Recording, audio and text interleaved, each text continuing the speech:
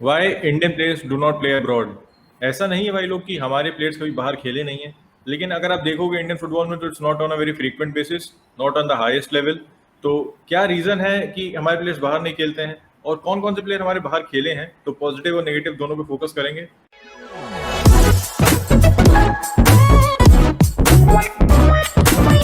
Before starting this video एक थोड़ी सी appeal है हमारे व्यूअर्स से। भाई लोग इन द लास्ट मंथ काफी सपोर्ट किया आप लोग ने, काफी हमारा चैनल कह सकते हो ग्रो हुआ है, लेकिन 83% लोग जो हमारे वीडियो देख रहे हैं, जिनसे वॉच आवर्स आए हैं हमारे, वो लोग सब्सक्राइब नहीं कर रहे हैं यार। तो अगर आप चैनल पे नए हो और आपने सब्सक्राइब नहीं किया है तो भाई सब्सक्राइब करो, और कंटेंट बढ़िया लग रहा हो तो वीडियो लाइक भी करो, नहीं बढ़िया लग रहा हो तो डिसलाइक भी कर सकते हो, लेकिन अच्छा लग रहा है तो बिना सब्सक्राइब के मत जाना भाई लोग।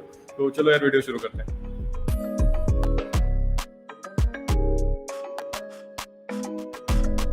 सबसे पहला जो नोटेबल नाम है, और काफी लोग ने इनका नाम आपने सुना भी होगा, इट्स मोहम्मद सलीम। मोहम्मद सलीम सर ने भाई 1936 में सेल्टिक के लिए खेला था। उन्होंने इंडिया में बहुत नाम कमाया था इन ईस्ट बंगाल, एंड 1936 में उन्होंने सेल्टिक ने उनको साइन कर लिया था। लेकिन अनफॉर्चुनेटली सेल्टिक में वो खाली 2 एग्जीबिशन मैचेस खेले थे, कॉम्पिटेटिव मैच में एक भी नहीं खेल पाए। तो उसके बाद वो थोड़ा होमसिक हो गए थे, वो तो वापस वो मोहम्मदन क्लब आ गए थे ईस्ट बंगाल में।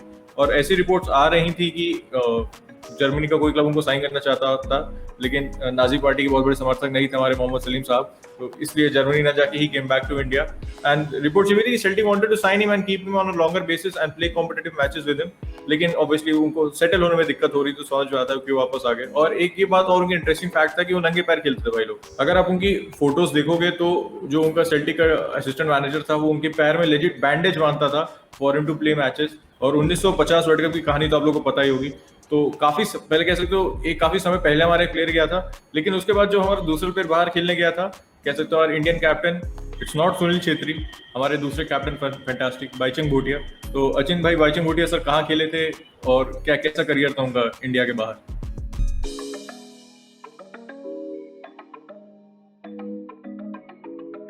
भाईचुंग भूटिया गए थे बरी FC.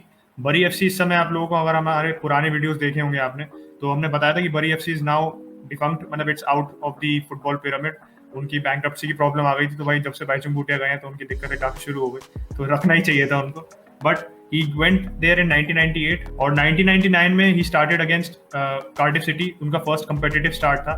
And in 2000, 1 year later, he became the first Asian player to score in the English competitive division against Chesterfield, उन्होंने अपना गोल मारा था। तो he had a pretty, आप कह सकते हो कि competitive level पे खेले थे, जो current players पे और काफी players बाद में they didn't get that opportunity to do so, including हमारे जो current captain हैं Sunil Chhetri sir, a legend in his own right, but he only got to go to Sporting Kansas City Wizards। नाम बदल दिया उन्होंने, अपना स्पोर्टिंग कैंसस सिटी कर दिया, पहले कैंसस सिटी विजर्ड्स थे, यही चलता रहता है वहाँ पे तो, अमेरिका में तो।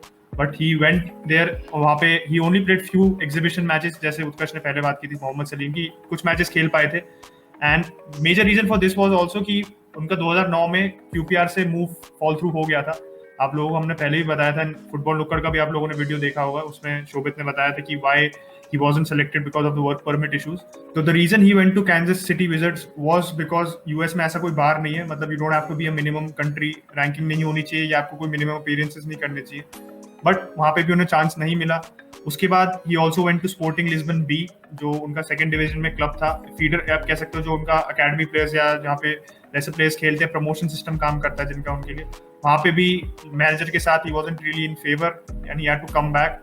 बेंगलुरु एफसी आए थे वो, फिर बेंगलुरु एफसी में यू गाइस नो कि आई लीग जीत चुके हैं, आईएसएल जीत चुके हैं बैक टू बैक। तो इंडिया में आके तो छेत्री सर ने काफी सक्सेस देखी, he was part of a lot of successful team, still is, but abroad he was, उनका करियर काफी वांटिंग था।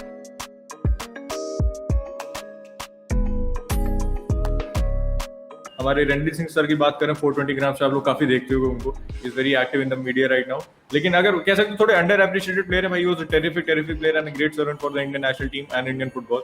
तो अगर वो थोड़ी सी इंडियन टीम की बात करेंगे तो 72 मैचेस खेले, he was a midfielder and scored 12 goals which is very respectable. और अगर खाली बाहर जाने की बात करें तो 2014 में sign for Kerala Blasters in the inaugural season of the ISL. तो पहला सीजन तो आपको पता ही क्या था, मजाक था वो एक तरीके से, नॉट अ फुटबॉल सीजन, 1.5-2 महीने का था भाई, 8 टीमें थी भाई, नॉकआउट था। मतलब मैं उसको, मेरा बहुत मन था देखने का आईएसएल, फिर मैंने देखा कि ये क्या हो रहा है और ये कौन सा फॉर्मेट है, मैंने कहा मैं नहीं देख सकता। तो अब देखता हूँ, तब मैं नहीं देखा, तो थोड़ा फुटबॉल प्योरिस्ट ज्यादा था, मैं देश को उतना वो नहीं दे रहा था। तो आईएसएल में भाई उन्होंने केरला ब्लास्टर्स से साइन किया था, उसके बाद वो सीएसके सोफिया चले गए थे, बल्गेरिया की टीम है और बल्गेरिया की सबसे सक्सेसफुल टीम है भाई। मतलब ये बहुत बड़ी बात थी उस point of time to sign for CSK Sofia, भले ही वो बल्गेरियन लीग में हो, लेकिन उन्होंने अपनी लीग 31 टाइम्स जीती है, तो they were the best team in the league. And for Ranveer Singh to go there, वो बहुत बड़ी बात थी भाई इंडियन फुटबॉल के लिए। लेकिन जैसे कि हमने एक यूजुअल ट्रेंड देखा है मोस्ट ऑफ द प्लेयर्स के साथ, सर को वहां मौका नहीं मिला, did not make any competitive और एग्जीबिशन अपीयरेंसेस। उसके बाद अगले साल वो ही came back to India and फिर वो कोचिंग में चले गए। तो एक उन्होंने कहा था कि मुझे बाहर जाके एक ये फायदा हुआ to train with managers and कह सकते हो फॉरेन प्लेयर्स, कि मुझे मैनेजमेंट के बारे में काफी आइडिया लग गया, बिकॉज आपको पता ही है अभी असिस्टेंट मैनेजर है ईस्ट बंगाल के, तो he wants to go into management, उसमें कोई डाउट नहीं है। तो उससे वहां जाके उनको ये कह सकते हो कि मैनेजरियल स्किल को काफी फायदा मिला था। प्लेयर के तौर पे देखो तो अपने करियर की ट्वाइलाइट में थे भाई, तो केरला ब्लास्टर फिर सोफिया, तो डिडंट रियली मैटर मच। लेकिन वैसे एक प्लेयर की बात करें जो विश टू का very different route sort of, he went to Brazil. ऐसा हमने कभी लाइकली देखा नहीं, यूरोप तो प्लेयर आते जाते रहते हैं, लेकिन ब्राजील आज तक नहीं गया चिन कोई। तो जो हमारे प्लेयर ब्राजील गए थे उन पे क्या ख्याल है?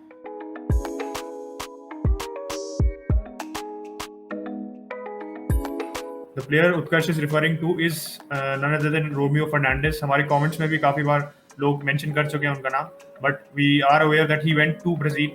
And एक reason उसका ये भी था कि Portuguese heritage है गोवा में, and ब्राजील में भी Portuguese बोली जाती है, तो एक adjustment curve नहीं था वहाँ पे उनके लिए, एक फायदा था। But unfortunately, it's for the sake of repetition same हुआ। He went there on a loan from FC Goa, वहाँ पे उनको एक स्टार्ट मिला था, वो भी मतलब एक 21 मिनट्स के लिए आए थे वो बेंच से, तो उन्हें वापस आना पड़ा था। And now he is at a point in his career where he sort of has to rebuild. अब एफसी गोवा में है but he is not playing that much, तो आप कह सकते हो that move could have worked wonders for him, एक नई गेटवे ओपन कर सकता था, but because he was not given that many chances. And in general आपने जैसे, मैं रिपीट करे जा रहा हूँ बार बार, but that has been a trend that players and managers वहाँ पे प्रेफर नहीं करते इंडियन प्लेयर्स को इतना मौका देना। So he unfortunately had to come back and now एक तरीके से करियर वापस उन्होंने अपना रीस्टार्ट करना पड़ा।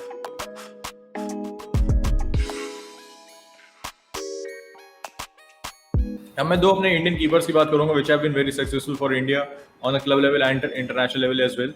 तो दोनों स्कैंडिनेवियन कंट्रीज गए थे भाई हमारे। गुरप्रीत बाजी वेंट टू नॉर्वे, उनकी कहानी सबको पता है, तो उन पे बात करने से पहले सुब्रतो पॉल की बात करना चाहता हूं मैं। ही वेंट टू डेनमार्क और वहाँ पे टीम का नाम जो था काफी मुश्किल है भाई लोग, तो अगर मैं प्रोनाउंसिएशन की धज्जियां उड़ा दूं तो I am really sorry. It was FC Westland, spelling डाल दूंगा आप लोगों के लिए, ठीक है, आसान करने के लिए।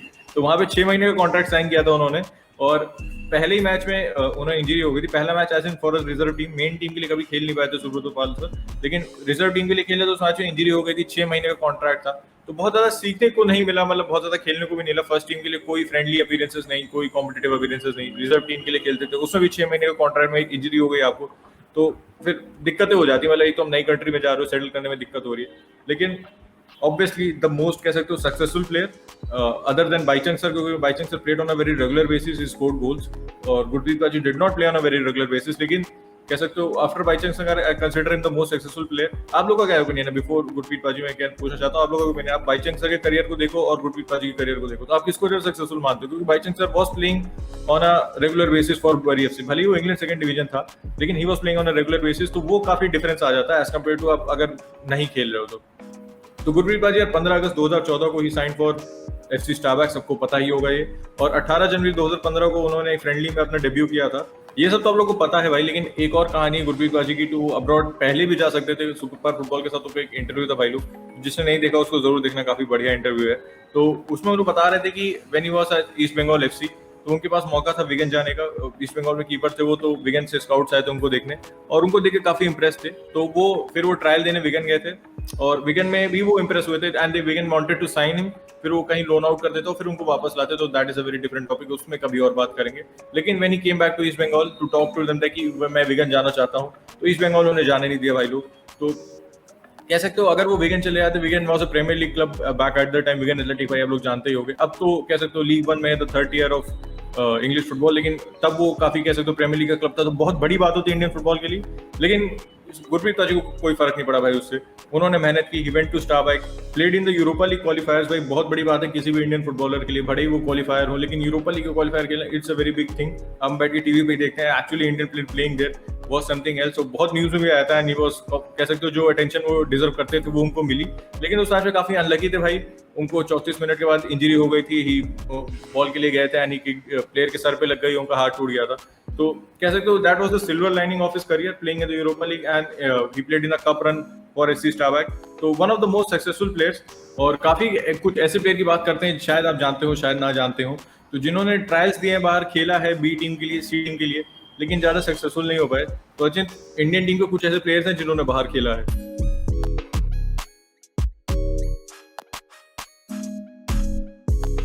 तो भाई नेशनल टीम में हमारे ऐसे 2 प्लेयर जो खेले हुए हैं, फर्स्ट इज ब्रैंडन फर्नांडिस, हमारे एफसी गोवा के चैंपियंस लीग में one of the key players, and he played for ASD Cape Town, south Africa में खेले थे फॉर द यूथ लेवल, मतलब काफी यंग थे उस टाइम पॉइंट ऑफ टाइम पे, and as well as Ashique Kuruniyan. Ashique आपने देखा ही था as a wing back, he excelled in the national team, मतलब हमारे one of the few players who really performed well in all the matches. So he played for Villarreal की C team, तो Villarreal को तो आप लोग जानते ही हो in the La Liga, तो he played for the C team in the 3rd division. तो C team आप लोगों को पता है BC teams का क्या ट्रेंड होती है, they work as feeder clubs, मतलब जूनियर टीम्स होती हैं but they work as feeder clubs for the senior team. तो वहाँ पे खेले थे वो, he played in 2017, but फिर वही वापस इंडिया आ गए।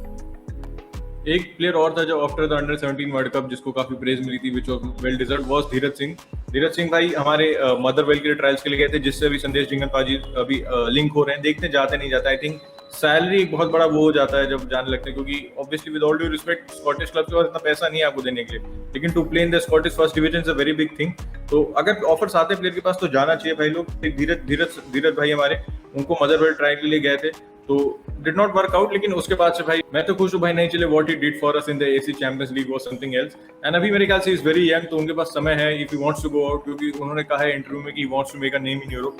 तो अभी उनके पास ऑफर आएंगे भाई, जिस हिसाब से फॉर्म चल रही है भाई की, definitely no doubt he will one of the top keepers in India and maybe outside India as well.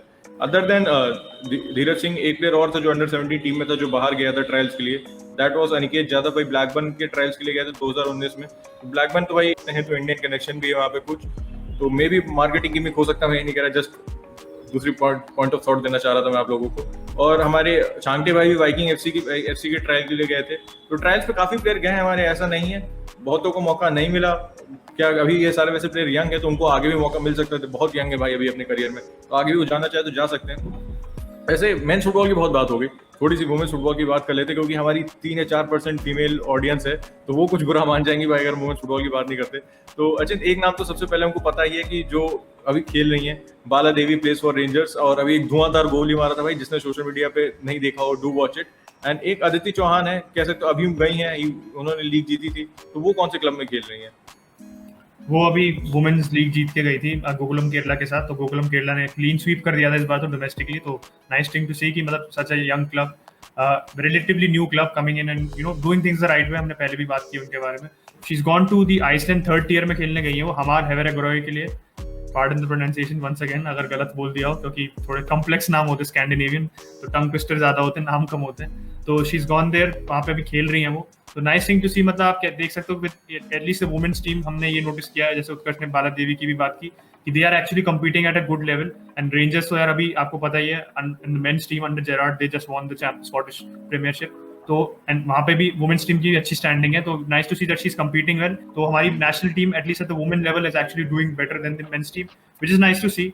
वैसे तो उल्टा होता है normally, but maybe we are seeing an reverse trend and that could actually inspire the men's team and men players as well. हमने men's player की बात की यार, कौन बाहर खेला है, कौन खेल रहा है। हमने वुमेन्स टीम की बात की यार, कौन सी हमारी वुमेन्स प्लेयर है जो बाहर खेल रही है और नाम कमा रही है हमारे देश के लिए। लेकिन एक बहुत ही यूजुअल ट्रेंड हम देखते हैं कि इंडियन प्लेयर बाहर जाते हैं, कुछ चलते हैं, मोस्ट ऑफ देम नहीं चलते हैं, टू वेरी ऑनेस्ट।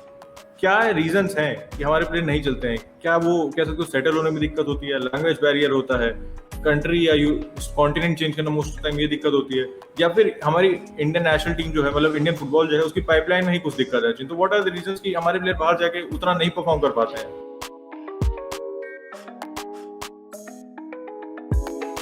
तो यार कुछ प्लेयर्स जैसे अभी बाहर गए हमारे यंग प्लेयर्स, जैसे Ishan Pandita, we didn't mention him earlier, but Ishan Pandita he went to लेगानिस की जो लीगा ही साइड है लेगानिस, उनके अंडर 23 साइड में गया था। Then he was loaned on to multiple teams in the 3rd division in the Spanish tier. उनके साथ एक और था, आर्यन गुप्ता भी था, he also followed the same path, AD Alcorcon के लिए साइन किया था, but he also went to the Leganes under 23 side, now he is back in India. तो ट्रेंड देख रहे हो कि वो जैसे उत्कर्ष ने कहा कि वापस इंडिया आ जाते हैं, now they are looking to go abroad, but chances नहीं मिल रहे। तो एक बेसिक आप बेसिक पॉइंट सबसे देखो is at the age which player start playing in India. तो बाहर आप देखते हो कि 4 से 5-6 साल की उम्र में बच्चे मतलब if they are wanting to do football, या पेरेंट्स का सपोर्ट अलग होता है, football is a proper avenue. अगर मैं इंग्लैंड की बात करूं तो वहाँ पे 2200 रजिस्टर्ड प्लेयर्स हैं जो फुटबॉल खेलते हैं, मतलब उनके पूरे इंग्लिश पिरामिड आप देख लो तो अराउंड 2200, मतलब 21 कुछ ऐसा फिगर है, but I am rounding it off to 2200। तो they are playing English football. India में significantly less despite the population आप देखो। And why it doesn't happen is वहाँ पे इंग्लैंड में सो मेनी क्लब्स, इंडिया में उतने क्लब्स हैं ही नहीं। अब आपको हमने जिन लोगों ने स्ट्रीम देखी थी हमारी with football talks and football नुक्कड़, उसमें हमने मेंशन किया था कि इंडिया में सारे स्टेट्स में लीग है भी नहीं। We have 36 state associations, but हमारे सब स्टेट्स लीग नहीं होती। मतलब प्राइम एग्जांपल हम उत्तर प्रदेश का देते हैं because we are living there, but Uttar Pradesh is India's biggest state और वहाँ पे हो ही नहीं रही है लीग, तो आप देख सकते हो।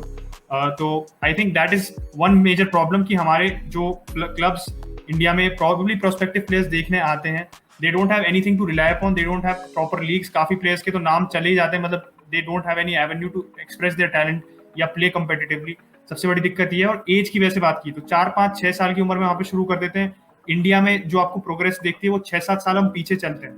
तो यहाँ वहाँ के जो अंडर 9 या अंडर 10 अंडर 11 के प्लेयर्स खेल रहे होते हैं वो इंडिया में 15-16 साल की उम्र में, eight the time when you should probably be considered by the national, not considered by the first team, but आपको ये होता है कि आपको प्लेयर्स का अवेयर रहता है। जैसे बार्सिलोना के बहुत फैंस हैं इंडिया में, या किसी और क्लब के भी फैन है, तो बार्सिलोना में देख लो जैसे अभी स्पेन के लिए खेल रहा है Pedri, is only 18 years old, but अगर उसका प्रोग्रेस ट्रैक करोगे with other players as well, तो इंडिया के कुछ प्लेयर्स देख लो तो प्रॉब्ली उसका competitive standard is probably better than somebody like a Brandon Fernandes, who's 26 right now, 27 right now। तो आप देख सकते हो कि कितना बड़ा फर्क है एट द कंपेटिटिव स्टैंडिंग। 6-7 साल आप पीछे चल रहे हो। सेम हुआ था गुरप्रीत सर के साथ भी कि वो at the point when he went to Stabaek, उनके वहाँ पे कोचेस ने भी कहा था कि यार तुम इतने टाइम पीछे चल रहे हो, 6-7 साल पीछे चल रहे हो, तुम पहले आते तो मेरे को बहुत अपॉर्चुनिटीज मिल सकती थी, बट नाउ एक एज की रिस्क हो जाती है। तो हमारे जो प्लेयर्स पीछे चल रहे हैं 6-7 साल, that is a big gap we have to bridge. And how do we bridge that is through grassroots football. Grassroot level पे हम कैसे इंप्रूव करें। We are seeing that Reliance is making efforts, but जो आइडियल मॉडल था, हमने पहले भी बात की बाय मिनर्वा जो कर रही थी ढंग से जाके प्लेयर्स को स्काउट कर रही थी despite having such less facilities, ये हमारे को पैन इंडिया बेसिस पे देखना पड़ेगा। अनफॉर्चुनेटली AIFF एंड मिनर्वा के बीच में आपको पता ही है जो ओनर थे उनके रंजीत बजाज, उन्होंने बेच दिया था अपने क्लब को, now is only focusing on the academy. तो आप देख सकते हो कि AIFF is not actually supporting the people who are actually doing things rightly. मेरे को ये लगता है कि दैट शुड हैपनिंग, एक कोलैबोरेटिव पार्टनरशिप होनी चाहिए कि अगर प्राइवेट लोग अपना पैसा इन्वेस्ट करके करना चाहते हैं कुछ मेहनत, तो AIFF should actually be supporting them and working with them together, जो अभी नहीं देखने को मिलता है। वैसे एक पॉइंट और मुझे याद आता है, ग्रासरूट फुटबॉल की बात हुई तो अभी रिसेंटली कह सकते हो जब से ISL वगैरह शुरू हुए हैं तब से काफी एक्सचेंज प्रोग्राम होने लगे हैं। मैं नहीं कह रहा पहले नहीं होते, लेकिन ISL के बाद से थोड़े ज्यादा हमको देखने को मिलता है। तो सचिन कह सकते हो ये खाली ऑन पेपर है या फिर एक्चुअली कोई प्रॉफिट हमें मिलता है इन एक्सचेंज प्रोग्राम को, प्लेयर्स को कोई फायदा होता है बाहर जाके सीखने से, मतलब what is the reality behind this exchange program जो होते हैं? तो हम लोगों ने आपको वैसे ही बताया थे पिछले हमारा वीडियो था जो वेकअप AIFF वाला, तो उसकी लिंक छोड़ देंगे ऊपर, एक बार देख लेना उसे।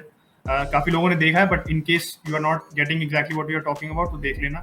उसमें हमने कहा था कि ISL क्लब्स हैं, I League क्लब्स हैं जिन्होंने कोलैबोरेट किया है। सो चेन्नई सिटी ने FC बाजल के साथ किया है, बेंगलुरु यूनाइटेड जो ISL सेकंड डिवीजन में उनका सेविया के साथ कोलैबोरेशन है, और रेंजर्स का भी कोलैबोरेशन है बेंगलुरु FC के साथ। तो these collaborations are happening well, and even FC Goa the main example उनका लाइप्जिग के साथ है। तो कोलैबोरेशंस हो रहे हैं and these are actually working well. एक तरीके से स्ट्रेटेजिक पार्टनरशिप्स की आप अपनी कोचिंग एजुकेशन आप जितना एक हद तक आप दे सकते हो दे रहे हो, बट इनकी सुपरफिशियल जो होती है, मतलब दिखावा जो हमारे को लगता है कि ये है कि मतलब आप fans as a fan, if you are getting to know कि आपका club is combining with a club which you know is of a far superior level in terms of competition, उनका कितना फर्क पड़ रहा है। अब जैसे कोविड की वजह से जो लाइप्जिग वाली पार्टनरशिप थी FC गोवा की, अभी वो थोड़े बैकवर्ड चली गई। 2 साल की थी और उसमें से 1 साल तो ऑलरेडी हमारा चला गया, 3 साल की थी, सॉरी 3 साल की थी, उसमें से 1 साल चला गया। तो उसमें कैसे how will they come up with a system जिससे उन्होंने प्रॉमिस तो किया है कि जैसे इंडिया के players they will invite them to their training camp, उनको थोड़ा सा ट्रेन करेंगे, बट 1-2 महीने की ट्रेनिंग में कितना प्लेयर का उस पर कितना इम्पैक्ट पड़ेगा in comparison to player who is consistently उस पाइपलाइन में है कि वो ट्रेन उस तरीके से हो रहा है उसको, मतलब आप 2 महीने में obviously you can't pick up anything, तो that is a big major problem. एक पॉजिटिव है जो मेरे को दिखा, मतलब आई लीग का क्लब है सुदेवा दिल्ली, उनकी बात करूं तो मैं उनके जो ओनर्स हैं उन्होंने थर्ड टियर स्पेनिश क्लब है उसको खरीद रखा है, ओलंपिक जटीवा को। तो वहां पे कबीर नाथ और कबीर कोहली 2 सुदेवा के प्लेयर्स हैं जो जाके खेल रहे हैं वहां पे ऑलरेडी थर्ड डिवीजन में। बाकी काफी प्लेयर्स फोर्थ डिवीजन में खेले, बड़े कह सकते हो कि one step up, and that is actually a better model. I am not saying कि Indian club should buy clubs abroad, but आप एक ज्यादा हैंड्स ऑन अप्रोच रखो जिससे आप प्लेयर्स को actually that you have a definite pathway, मतलब you have control. ऐसा नहीं कि बस आपने पार्टनरशिप कर दी उसके बाद आप बैठे हुए 2-3 साल में कुछ हो रहा है या नहीं। बहुत पार्टनरशिप ऐसे आके जाके चली गई हैं, पुणे सिटी की हुई थी फ्योरेंटीना के साथ, that nothing happened. Pune city तो क्लब भी नहीं आया एसएल में। So we need more practical partnerships, more partnerships where players are actually going, उनको एक pathway मिल रही है कि यार वो इंडिया से खेल के अगर वो ज्यादा अच्छा खेल रहे हैं या if they are standing out तो they can actually go to play with their partner club. ये होना ज्यादा जरूरी है, and I think that will actually rub off on the ISL in a better way and actually provide a better platform for our national team as well. बिल्कुल बिल्कुल agree करता हूँ मैं जिनके पॉइंट है यहाँ पे। तो भाई लोग, आप लोगों का क्या ख्याल है इस पे, जो हमने अभी इतनी काफी लंबी चौड़ी डिबेट की, तो इस पे आपका क्या ख्याल है कि क्या ये सही अप्रोच है या नहीं है? तो कमेंट में बताना भाई लोग। इसके साथ वीडियो रैप अप करेंगे। अच्छा लगा हो तो लाइक करना ना भूलिएगा, और लाल रंग की बटन लग रही होगी उसको जोर से दबाइएगा, सब्सक्राइब होगा चैनल उससे। And boys, will catch you in the next one. Bye bye.